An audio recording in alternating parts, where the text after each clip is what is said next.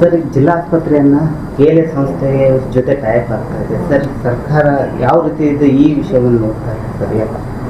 ಈಗ ಟೈಪ್ ಅಂದ್ರೆ ಏನಿಲ್ಲ, ನಮ್ಮ ಕಡೆಯಿಂದ ಡಾಕ್ಟರ್ದು ಕೊರತೆ ಇತ್ತು ಬೀಮ್ಸ್ನಲ್ಲೇ. ರೆಗ್ಯುಲರ್ ಪೋಸ್ಟ್ ಫಿಲಪ್ ಆಗೋದಿದೆ ಸೂಪರ್ ಸ್ಪೆಷಾಲಿಟಿಗೆ. ಆ ತನಕ ಇವ್ರು ಮುಂದೆ ಬಂದು ಆನರರಿ ಸರ್ವಿಸ್ ನಾವು ಕೊಡ್ತೀವಂತ ಬಂದಿದ್ದಾರೆ. ಅದು ನಮ್ಮ ಸಚಿವರು ಮೆಡಿಕಲ್ ಎಜುಕೇಷನ್ ಮಿನಿಸ್ಟ್ರ್ ಹತ್ತರಿಗೆ ಒಪ್ಕೊಂಡ್ರು. ಇವನ್ ನಿನ್ನೆ ಒಂದು MOU ಮಾಡಿದ್ದಾರೆ. ಯಾವುದೇ ಡಿಪಾರ್ಟ್ಮೆಂಟ್ಗೆ ಡಾಕ್ಟರ್ಸ್ ಇಲ್ಲ, ಆ ಡಿಪಾರ್ಟ್ಮೆಂಟ್ಗೆ ಬಂತು ಅವರು ಆನರರಿ ಸರ್ವಿಸ್ ಕೊಡೋರು ನಮ್ದು ಫಿಲಪ್ ಆಯಿತು ತನಕ. ಸರಿ, ಇದು MOU ಎಷ್ಟು ಪೀರಿಯಡ್ಗಿರಲಿದೆ ಮತ್ತು ಏನು ಕಂಡೀಷನ್ ಅದ ಸರ್? ಕಂಡೀಷನ್ ಏನೂ ಇಲ್ಲ, ಬರೀ ಆನರರಿ ಸರ್ವಿಸ್.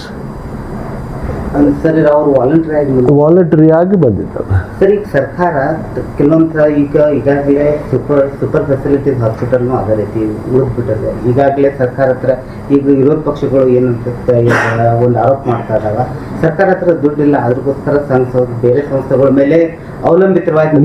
ನಮ್ದು ಕರ್ತವ್ಯ ವಿರೋಧ ಪಕ್ಷ ಏನು ಹೇಳ್ತಾರೋ ಏನು ಹೇಳಿದಿಲ್ಲ ನಾ ಕೇಳೋದಿಲ್ಲ.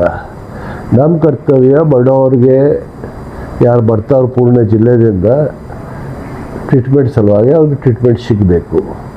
ಈಗ ಇಂಟರ್ನಲ್ ರಿಸರ್ವೇಷನ್ ಸಲುವಾಗಿ ಡಾಕ್ಟರ್ಸ್ ಫಿಲಪ್ ಆಗಲಿಲ್ಲ.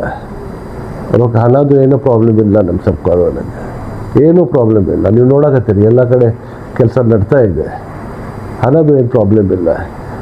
ಫಿಲಪ್ ಆಗೋ ತನಕ ಸ್ವಲ್ಪ ಟೆಕ್ನಿಕಲ್ಸ್ ಪ್ರಾಬ್ಲಮ್ಸ್ ಇದೆ. ಅದು ಇಂಟರ್ನಲ್ ರಿಸರ್ವೇಷನ್ ಆಯ್ತ ಮೇಲೆ ರೆಗ್ಯುಲರ್ ಡಾಕ್ಟರ್ಸ್ ಫಿಲಪ್ ಆಗ್ತಾರೆ ಅಲ್ಲಿ. ಆ ತನಕ ದೊಡ್ಡ ಕಟ್ಟಡ ಆಗಿದೆ, ಎಕ್ವಿಪ್ಮೆಂಟ್ ಬಂದಿದೆ, ಡಾಕ್ಟರ್ಸ್ ಇರಲಿಲ್ಲ ಅಂತ. ಅದರ ಸಲುವಾಗಿ ನಾನು ಧನ್ಯವಾದ ಹೇಳಲಿಕ್ಕೆ ಬಯಸ್ತೀನಿ ಕೋರೆ ಸಾಹೇಬರಿಗೆ. ಅವ್ರು ಮುಂದೆ ಬಂತು ತಮಗೆ ಹೆಂಗೆ ಬೇಕಂಗೆ ನಮ್ಮ ಡಾಕ್ಟರ್ಸ್ಗೆ ಯುಟಿಲೈಸ್ ಮಾಡಿ ನಾವು ಡಾಕ್ಟರ್ಸ್ಗೆ ಅವೆಲ್ಲ ಕಳಿಸ್ಕೊಡ್ತೀವಿ ಬಡವ್ರ ಸಲುವಾಗ, ಅವ್ರ ಟ್ರೀಟ್ಮೆಂಟ್ ಸಲುವಾಗಿ ಅಂದರೆ ಅವ್ರು ಮಾಡಿದ್ದಾರೆ. ಸರ್, ತಾವು ಸದನದಲ್ಲೂ ಈ ವಿಷಯವನ್ನು ಪ್ರಸ್ತಾವನೆ ಮಾಡಿದ್ರಿ. ಸೂಪರ್ ಫೆಸಿಲಿಟೀಸ್ಗಳಿಗೆ ನಮ್ಮ ಕಡೆ ಇರುವಂಥ ಸೌಲಭ್ಯಗಳಿಲ್ಲ, ಅದಕ್ಕಾಗಿ ಒಂದು ಪ್ರೊವೈಡೆಡ್ ಮಾಡಿರಿ ಅಂತ ಸರ್ಕಾರ ಕಡೆ ಅಂತ ತಮಗೆ ಸಮರ್ಪಕವಾಗಿ ಉತ್ತರ ಬಂದತ್ತೆ. ಒಂದು 30 ಕೋಟಿದು ಎಕ್ವಿಪ್ಮೆಂಟ್ ಬೇಕಾ ನಮಗೆ, ಅದು ನಾನು ಪ್ರಸ್ತಾವನೆ ಮಾಡಿದ್ದೇನೆ. ಆಗ್ತಂಗೆ ಇಮಿಡಿಯೇಟ್ಲಿ ಅವರು ಮೆಡಿಕಲ್ ಎಜುಕೇಷನ್ ಮಿನಿಸ್ಟರ್ ಬಿಡುಗಡೆ ಮಾಡ್ತೀವಿ ಅಂತ ಹೇಳಿದ್ದಾರೆ.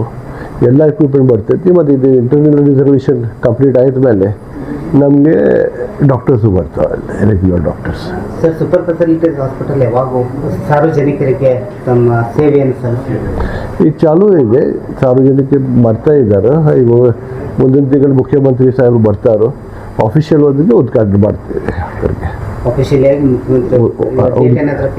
ಇಲ್ಲ, ಇನ್ನೂ ಫಿಕ್ಸ್ ಆಗಲಿಲ್ಲ. ಸ್ವಲ್ಪ ಮಳೆ ಕಡಿಮೆ ಆದ್ಮೇಲೆ ಬರ್ತಾರೆ ಅವರು.